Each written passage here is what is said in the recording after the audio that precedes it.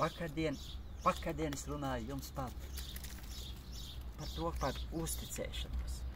Kad tu uzticies, tad notiek tev brīnumi. Un šodien es turpinu.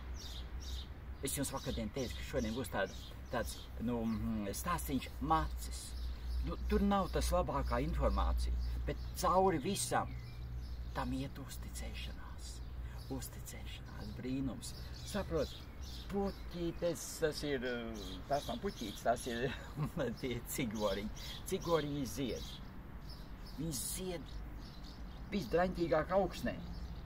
Akmeņos, smiltīs. Viņi vispār vāks uz ezeru. Un tomēr viņi zied. Viņi priecina, saprot, Dievam par godu viņi dzied. Zied, es gribēju teikt, zied un zied. Saprotiet, tas ir, es runāju par Jēzu tāpēc, ka es viņu redzējis. Cits teiks, jā, tur visādi inkvizitori un vispārējais. Saprot, katrā tautā, katrā dzīvē, nezinu, visās vietās ir savi sumpurņi. Nu, viņi ir. Bet taču klausieties, bet cauri visam iet tā gaisma. Jā, ir tāda laika, ir šitāda laika, bet nevar šis uzreiz piekristīt pie viena, vai ne? Tāpat arī par krievu valodu. Nu, tad taču nevar ienīst krievu valodu, tā ir tik bagāta, tik sirsnīga, tik forša valoda, viņa ir dzīva valoda. Tur ir tik daudz, tie vārdi, latviešu valoda nav tik dzīva. Saprotiet, bet tu taču nevari visus pielikt uzreiz, ka tagad visi krievi ir sumpurni. Tā krievu valoda ir sumpurniska.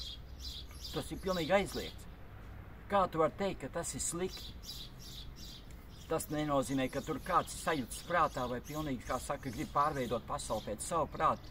Tas nenozīmē, ka viss uzreiz ir slikti. Tas nenozīmē, ka tagadīdais tur ir kāds, kas nav īsti savā prātā, kas ir ar ļoti zemiskām tieksmēm, ka viņš kādam norubījis galvu, ka tagad viss ir tādi krievi. Ko nevar teikt par latviešiem, ko?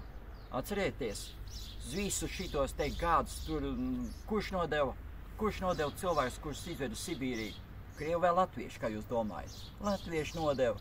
Jo gribēja redz kaimiņu mantu, redz tur tajā kaimiņu mantā, tur ir lielāka vērtība, jā, nu, skaudība vai kas tam līdzīgs, jā. Tā kā mēs nedrīkstam, pat nedrīkstam, mums nav ieteicams, es nedrīkst prāt aizliegumu, tikko es sāku runāt par aizliegumiem, uzreiz tas nestrādās. Tātad mums ir aizliegts, ne, mums vienkārši ir jāpieņem tā vide un pašiem jābūt labākiem.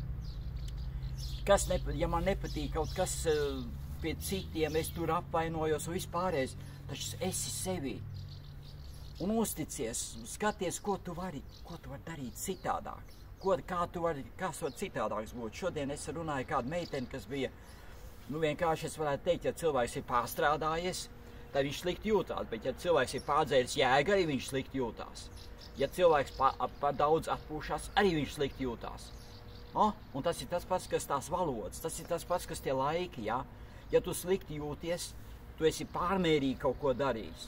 Ja tu nepārtraukt krīt uz ceļiem un met krustus, saprot, tev ceļi atspiedīsies, dabūs vēl dievsiņtiņ kādu zarāzu, piedošanu, sērgu, jā. Ja tu nepārtraukt lūgs lūkšanas un teiks dod, saproties, beigās tev jau tas jau pilnīgi garām. Tu vari lūgt, kamēr tev nelabi paliek, nekas tev nenotiks. Bet pāri visam ir uzticēšanās.